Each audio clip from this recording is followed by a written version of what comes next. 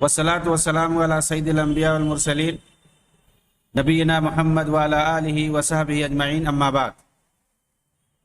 Rabbi इश्रह ली सदरी व यस्सिर ली अमरी वहलुल उक़दतम मिन लिसानी यफ़क़हू क़ौली। नाज़रीन किराम, मोहतरम सामईन और दीगर अहबाब,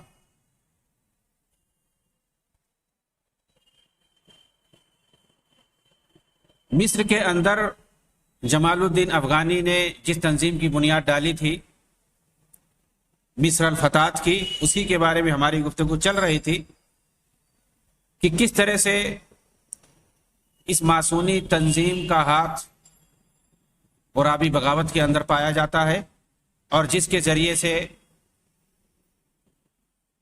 मिस्री हुकूमत के खिलाफ बगावत करवाई जाती है और फिर जानबूझ करके अंग्रेज़ों के सामने हथियार डाल दिया जाता है और फिर अंग्रेज़ मिस्र पर काबिज हो जाते हैं।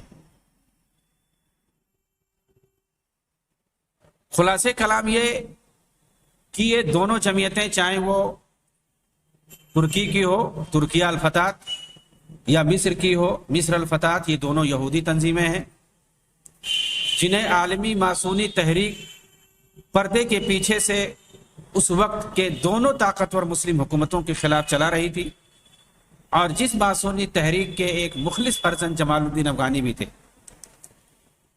अब सवाल यह है कि इस जमीयत यानी मिस्र अल-फतात के ताल्लुक से इख्वानुल मुस्लिमून का क्या मौक़िफ़ है। दरअसल इस यहूदी तंजीम का दिफा करते हुए महमूद अब्दुल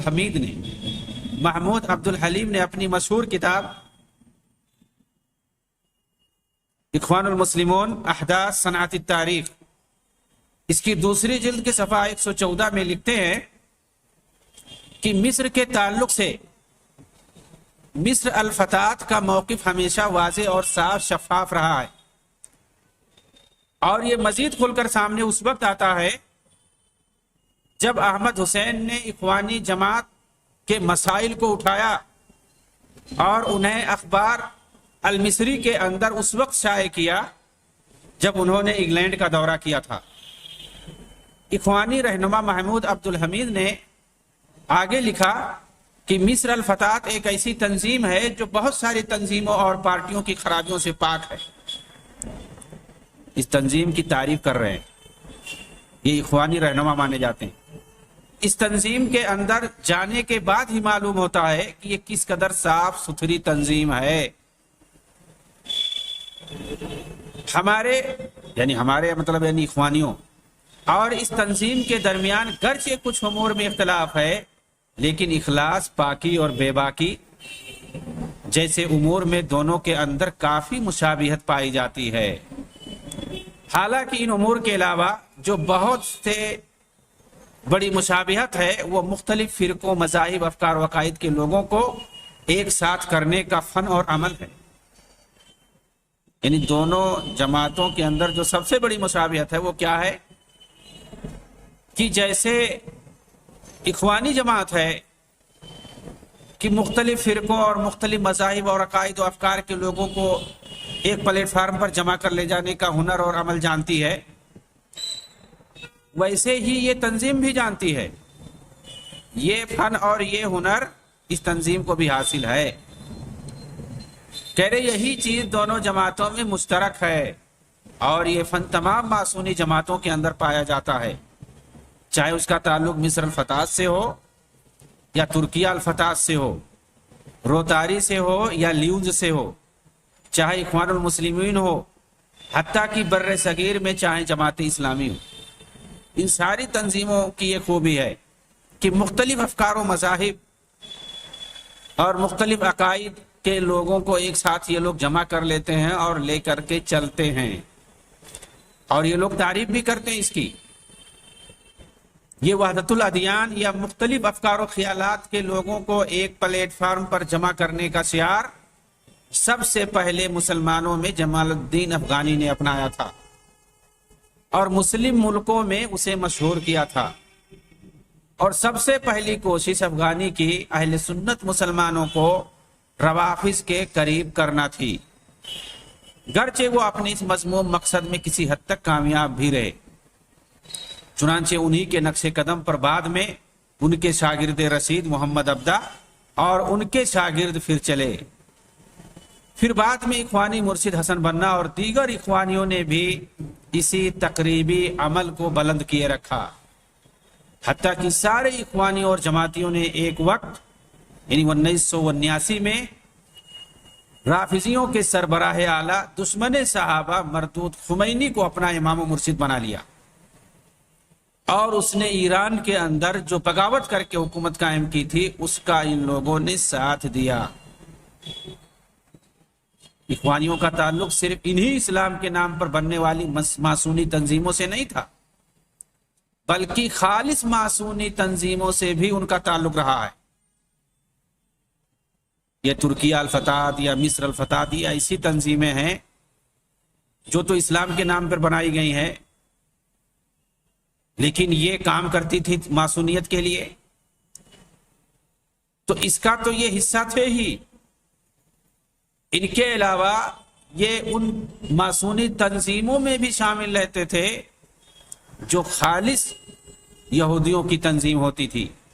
چنانچہ اخوانی محمود عبد الحلیم اور عباس سیسی کے بیانات کے مطابق اخوان المسلمین کے نائب مرشد حسن باقوری چرچ اور کنیسہ میں ہونے والی معصونی محفلوں میں حاضری دیتے تھے، جبکہ وہ حسن بنا کی طرف سے اکثر مکتب الارشاد میں نیابت کرتے تھے جو ان کی ہیڈ آفس ہوتی تھی۔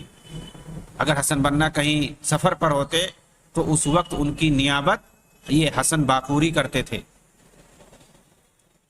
اس کی تفصیل اگر دیکھنا چاہتے ہیں تو ابو سلام احمد عبداللہ کی کتاب الروتاری فی قفص الاتہام، یہ مشہور ہے، اس میں معصونیت کی دھجیاں اڑائی گئی ہیں، اور یہ کس طرح سے عالم اسلام کے اندر مسلمانوں کو پھنسا کر کے ان سے مل کر کے کام کرتے ہیں، اس کی پوری تفصیل انہوں نے اس کتاب کے اندر لکھی ہے، الروتاری فی قفص الاتہام۔ اخوان المسلمین کے اسی کردار اور یہود و نصارہ کے ساتھ اس کے تعلقات کی بنا پر انگریز بھی اس جماعت کی بڑی تعریف کرتے تھے، جس کی سب سے بڑی دلیل یہی ہے کہ اخوانیوں کو انگریزوں نے اپنے ہی ملک برطانیہ میں عالمی ہیڈ کوارٹر بنانے کی اجازت دے رکھی ہے، اور اس کے لیے پوری ایک عظیم بلڈنگ دے دی ہے۔ آج بھی وہاں اخوانیوں کا جھنڈا لہرا رہا ہے۔ اخوانی لیڈر عباس سیسی نے اپنی کتاب قافلۃ الاخوان المسلمین، یہ کتاب ویسے ہی ضخیم اور بھاری بھرکم اور اخوان المسلمین کی تاریخ کے تعلق سے بہت اہم ہے، جس طرح سے محمود عبد الحمید کی کتاب ہے الاخوان المسلمین احداث صنعت تاریخ، 3 جلدوں میں۔ ویسے عباس سیسی یہ بھی اخوانی لیڈر تھے، ان کی بھی یہ کتاب بہت اہم ہے اخوانیوں کی تاریخ کے بارے میں جاننے کے لیے، قافلۃ الاخوان المسلمین۔ اس کی پہلی جلد صفحہ 186 کے اندر عباس سیسی نے ایک واقعہ نقل کیا ہے کہ مسٹر ولیم فراری جب قاہرہ میں آئے، جو کہ ایک بڑا امریکی عالم تھا، اور سب سے پہلے اخوان المسلمین کے مرشد عام سے انہوں نے ملاقات کی اور اس جماعت کی خوب تعریف کی۔ چنانچہ اپنے بیان میں کہا کہ مصر کے اندر مجھ پر جس چیز نے سب سے زیادہ متاثر کیا، اپنا اثر ڈالا، وہ اخوان المسلمین کی زندہ دلی ہے۔ میں جہاں بھی گیا اس کے ارکان کو ضرور پایا، جنہوں نے دعوت کے لیے خود کو وقف کیا ہوا ہے۔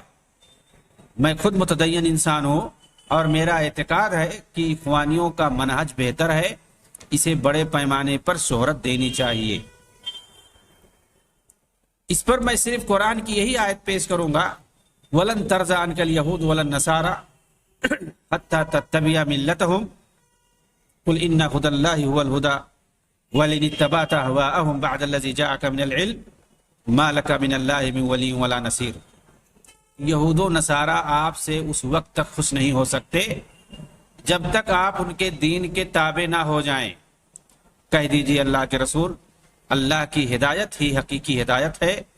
اگر آپ اللہ کی طرف سے علم آ جانے کے بعد بھی ان کے خواہشات کے تابع ہو جائیں گے تو آپ کا اللہ کی طرف سے کوئی نہ مددگار ہوگا اور نہ کوئی کارساز ہوگا۔ آخر یہودی یا عیسائی مسلمانوں کے منہج سے خوش کیسے ہو سکتے ہیں؟ مسلمانوں کے رویے سے خوش کیوں کر ہو سکتے ہیں، جبکہ قرآن کے اندر واضح طور پر کہہ دیا گیا ہے کہ یہ اسی وقت خوش ہو سکتے ہیں مسلمانوں سے جب ان کے دین کے آپ تابع ہو جائیں گے۔ ان کے تابع ہو کر کے جب تک آپ کوئی کام نہیں کریں گے وہ آپ سے خوش نہیں ہو سکتے ہیں۔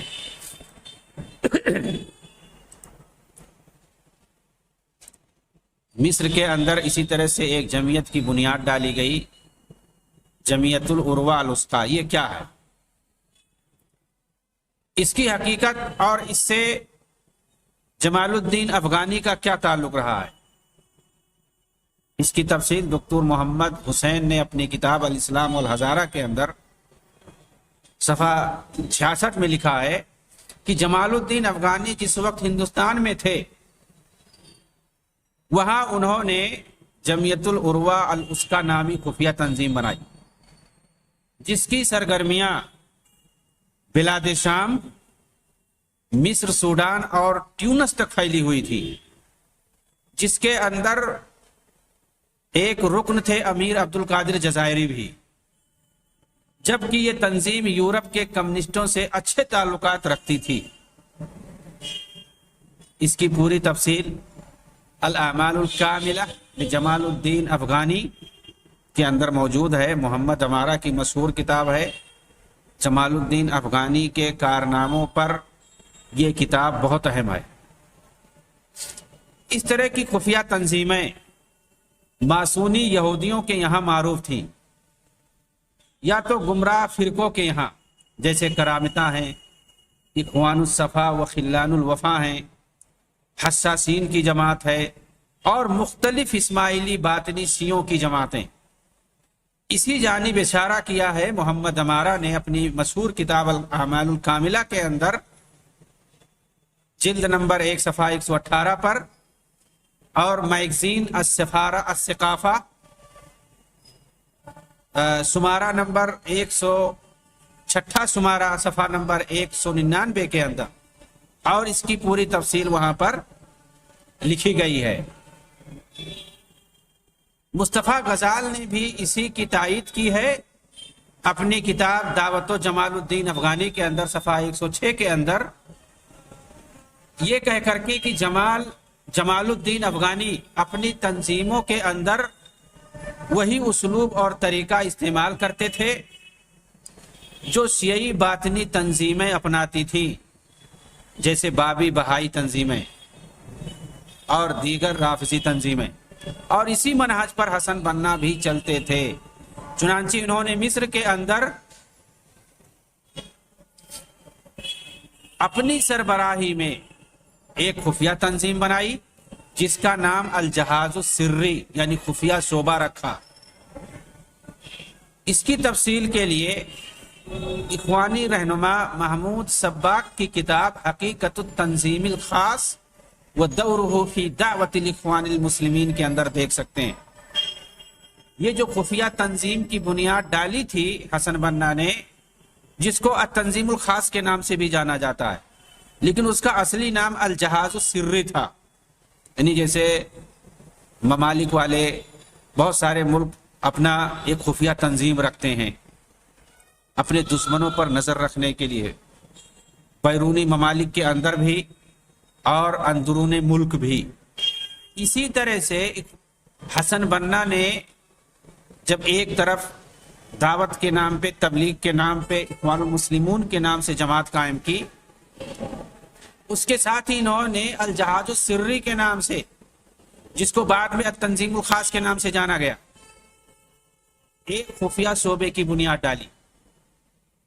اور یہ اخوانی رہنما ہیں محمود صبا، انہوں نے اس خفیہ شعبے کا کیا کردار رہا ہے اخوانی جماعت کو پھیلانے میں، اس کے کارنامے کو باقاعدہ لکھا ہے کہ اس کا کیا کردار رہا ہے تنظیم خاص کا یا اس خفیہ شعبے کا۔ اس کتاب کا انہوں نے نام رکھا ہے حقیقت التنظیم الخاص و دورہ فی دعوت الاخوان المسلمین۔ جس کے اندر تفصیل سے اس خفیہ شعبے کے کارناموں کو انہوں نے بیان کیا ہے۔ عصر حاضر میں جیسے محمد سروری، قطبی، کیلسٹر سیل، جماعت المنتدی جیسی تنظیمیں اسی جماعت کی شاخیں ہیں۔ حقیقت یہی ہے کہ جمال الدین کی مدد عالمی ماسونی تنظیمیں کرتی تھی، ورنہ ایسا ممکن ہی نہیں ہو سکتا کہ جہاں بھی جس بھی ملک اور شہر میں جائیں وہاں ایک خفیہ تنظیم ایسی بنا ڈالیں جو حکومت وقت کے لیے خطرہ بن جائے، جبکہ لوگ اس طرح کی محض ایک تنظیم بنانے کے لیے پوری زندگی لگا دیتے ہیں۔ اور جمال الدین افغانی کی بنائی ہوئی یہی تنظیمیں قومی اور ملکی نعرہ لگانے پر عوام کو اکساتی تھی اور اسلامی خلافت کو گرا کر قومی اور وطنی حکومت بنانے نے شریعت کو ختم کر کے کافرانہ دستور اور یہودی جمہوریت لانے کی مانگ کرتی تھی۔ بڑا ہی مکار خبیث انگریز مسٹر بلنٹ، جو کہ جمال الدین افغانی کا پکا دوست تھا، اس نے اپنی کتاب جمال الدین اسدابازی کے صفحہ 29 میں لکھتا ہے، یہ جمال الدین افغانی کا مسٹر بلنٹ جو تھا دوست تھا، اس نے جمال الدین افغانی پر کتاب لکھی جس کا ترجمہ عبد المنعم محمد حسنین نے کیا۔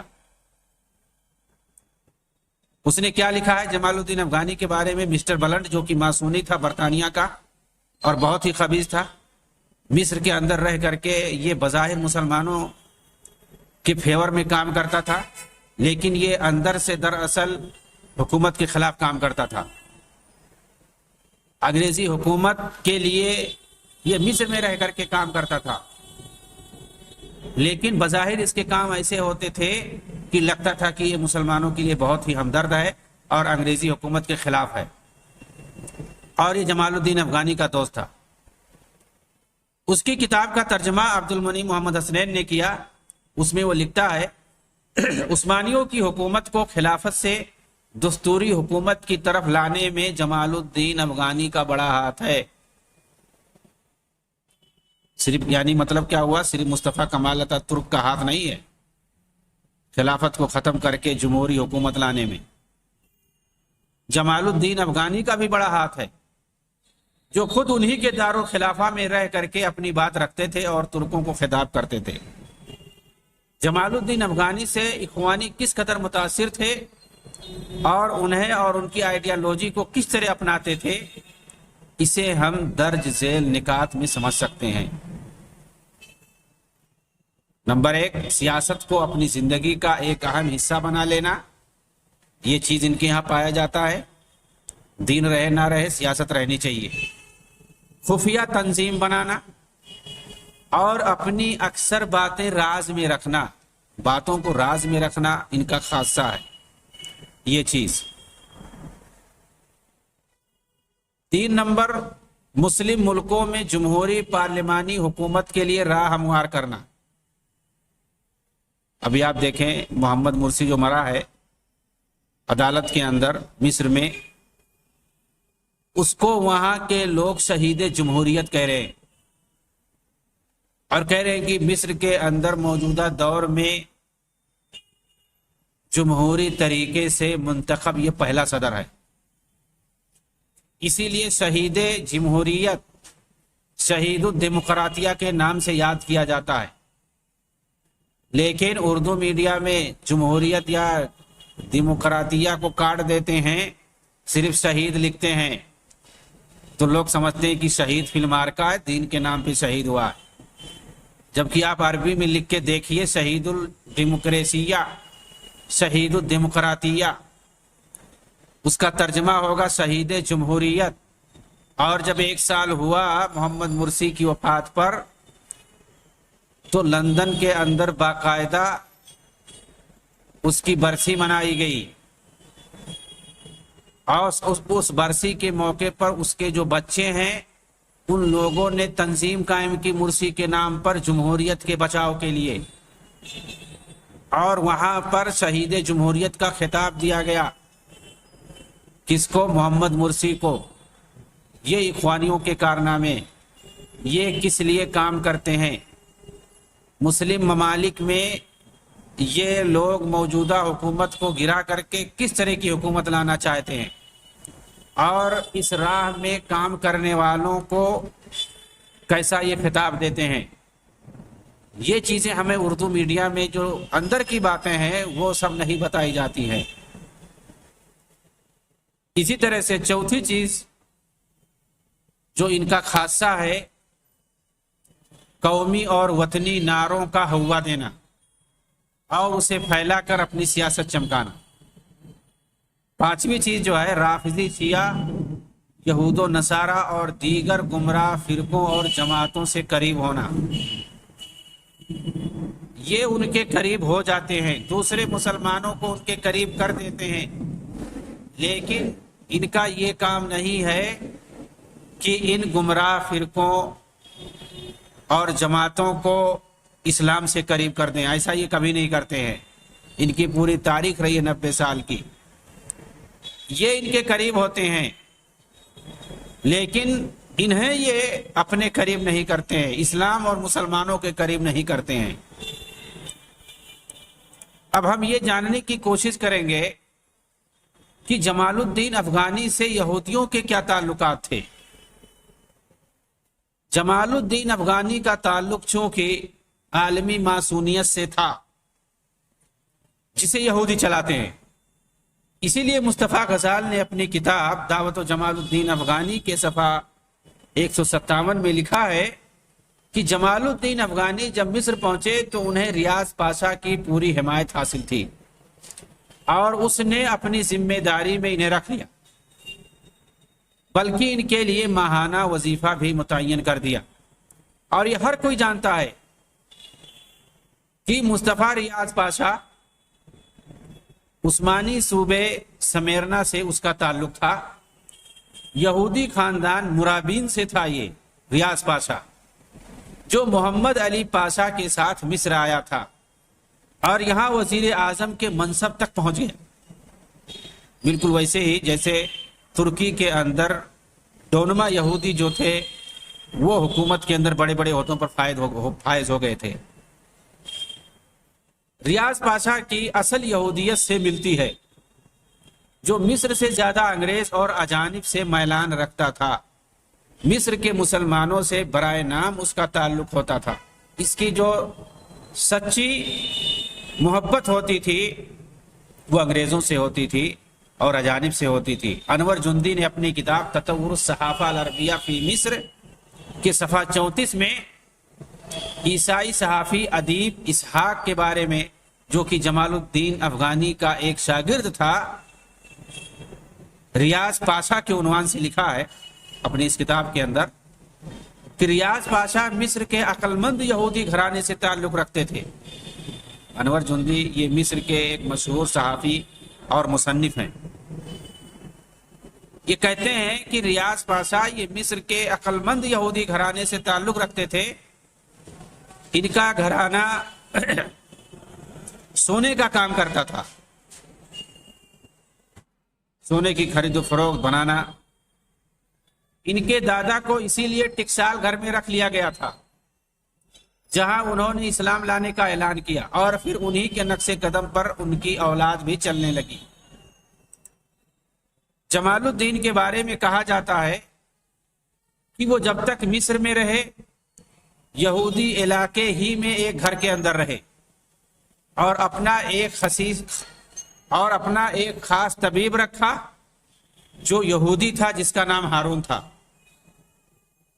جمال الدین کا مصر میں ایک خاص دوست تھا جس کا نام یعقوب سنو تھا، یہی ان کے افکار و خیالات کو اس وقت کے اخباروں میں لکھتا اور پھیلاتا تھا۔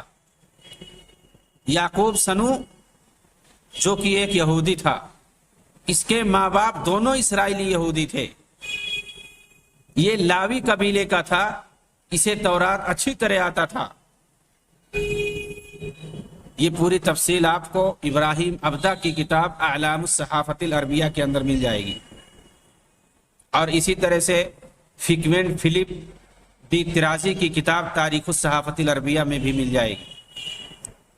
کہ جمال الدین افغانی کس طرح سے مصر کے اندر یہودیوں کے علاقے میں رہتے تھے اور ان کا جو خاص طبیب تھا یہودی تھا، اور جو ان کا سیکریٹری تھا یعقوب سنو وہ بھی یہودی تھا، جو ان کے افکار اور خیالات کو پھیلاتا تھا مصر کے اندر۔ جمال الدین افغانی گرچہ مصر میں رہتے تھے مگر وہ اکثر ایران کا دورہ کرتے رہتے تھے۔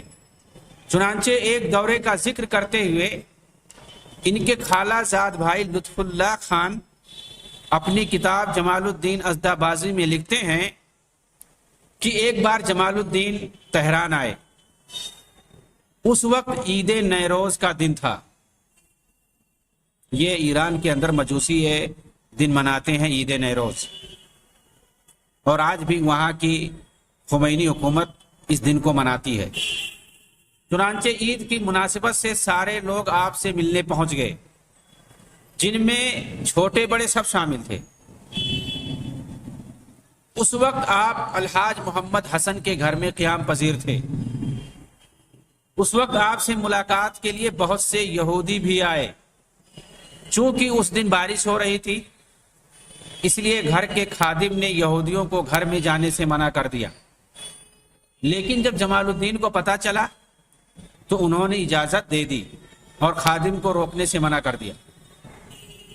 پھر یہودیوں کو اپنے پاس بلایا، ان سے بڑے پرتپاک انداز میں ملے اور ان سے مخاطب ہو کر کے کہا، آج میں چاہتا ہوں کہ آپ لوگوں سے اسی انداز میں ملوں جس طرح ہمارے شہر اسداباد میں ملنے کا رواج ہے۔ پھر انہوں نے اپنے رومال میں حلوہ رکھا اور یہودیوں کے سامنے پیش کر دیا۔ مصطفیٰ غزال نے اس واقعے پر تبصرہ کرتے ہوئے کہا ہے، اس سے پتہ چلتا ہے کہ موصوف یہودیوں سے اپنے شہر اسداباد میں بھی ملا کرتے تھے، اسی لیے ان سے کہا کہ یہاں تہران میں بھی آپ لوگوں سے اسی طرح ملوں گا جیسے میں آپ لوگوں سے اپنے شہر اسداباد میں ملا کرتا تھا۔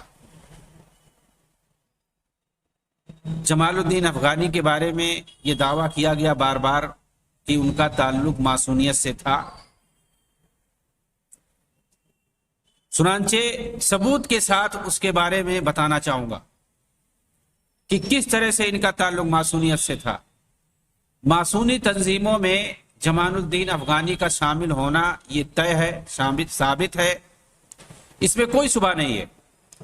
برطانوی ماسونی تنظیم میں یہ سب سے پہلے شامل ہوئے، لیکن جب اعتراض ہوا تو ایک موقع پر اس سے نکلنے کا اعلان کر دیا، یہ کہتے ہوئے کہ میں ماسونیت سے الگ ہو کر کام کرتا رہوں گا تاکہ میری وجہ سے ماسونیت پر کوئی اعتراض نہ ہو اور دشمن اس پر میری وجہ سے طعن و تشنیع نہ کرے۔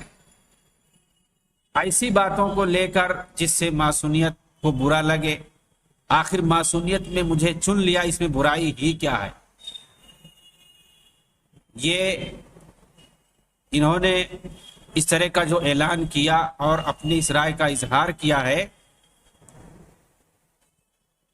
اس کو آپ دیکھ سکتے خاطرات جمال الدین جیسی کتاب کے اندر صفحہ 19 پر، جسے محمد مخزومی نے لکھا ہے۔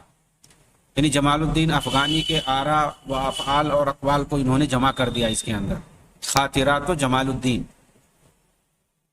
اس کے بعد جمال الدین افغانی برطانوی ماسونیت سے فرانسیسی ماسونیت کی طرف منتقل ہو گئے۔ برطانوی ماسونیت سے انہوں نے الگ ہونے کا، علیحدہ ہونے کا اعلان کر دیا، تو کس سے جا کر کے مل گئے؟ فرانسیسی ماسونیت سے جا کر کے مل گئے اور ان کے پاس خطاب بھیجا جس میں یہ گزارش کی کہ مصر سے علوم فلسفہ کے استاد 37 سالہ جمال الدین کابلی کی گزارش ہے کہ مجھے اخوان الصفا و خلان الوفا، یعنی فرانسیسی تنظیم کا جو نام تھا، اصل میں اخوان الصفا نام تھا، جو مقدس ماسونی تنظیم کے ارباب حل و عقد ہیں اور جو ہر کمی اور خطا سے پاک ہیں، وہ اس میں داخل کر کے مجھ پر احسان کریں۔ آپ لوگوں کا بہت بہت شکریہ۔ بروز جمعرات ربیع الثانی 22 تاریخ 1292 ہجری، یہ ان کا لیٹر تھا فرانسیسی ماسونی تنظیم کے اندر داخل ہونے کے لیے کہ اس تنظیم کے سربراہوں کے لیے انہوں نے کیا لکھا ہے جو ہر کمی اور خطا سے پاک ہیں۔ ان کا پورا لیٹر آج بھی موجود ہے۔ 3 سال کے بعد اس ماسونی تنظیم کے اندر جمال الدین خاص لوگوں میں شمار ہونے لگے، بلکہ کچھ دنوں کے بعد اس تنظیم کا سربراہ انہیں بنا دیا گیا، جیسا کہ اس تنظیم کی طرف سے جمال الدین کے پاس خطاب بھیجا گیا، جس کے اندر یہ لکھا گیا کہ اطلاع عرض ہے کہ گزشتہ اجلاس خاص کے اندر اکثریت کے ساتھ یہ فیصلہ لیا گیا ہے کہ آپ اس سال اس لوج کے صدر رہیں گے۔ بنا بری ہم آپ کو اب اس خوشی کے موقع پر مبارکبادی پیش کرتے ہیں۔ یہ ہمارے لیے خوش نصیبی کی بات ہے، آنے والے جمعہ کے دن اس تنظیم کے پروگرام میں آپ کی دعوت ہے۔ سورج غروب ہونے کے بعد پروگرام طے ہے، امید ہے کہ ضرور حاضر ہوں گے۔ ہر حال میں سیاہ لباس، ٹائی اور سفید کاج والی شرٹ زیب تن کر کے آئیں گے۔ ہماری طرف سے محبت بھرا پیغام قبول فرمائیں۔ یہ اس تنظیم کا جو صدر تھا نکولا سکروج، اس نے ان کے نام پر لکھا تھا۔ ان کی ماسونیت کے بارے میں تفصیل سے انشاءاللہ اگلے لیکچر میں بات بتائی جائے گی۔ وآخر دعوانا ان الحمدللہ رب العالمین، والسلام علیکم ورحمۃ اللہ وبرکاتہ۔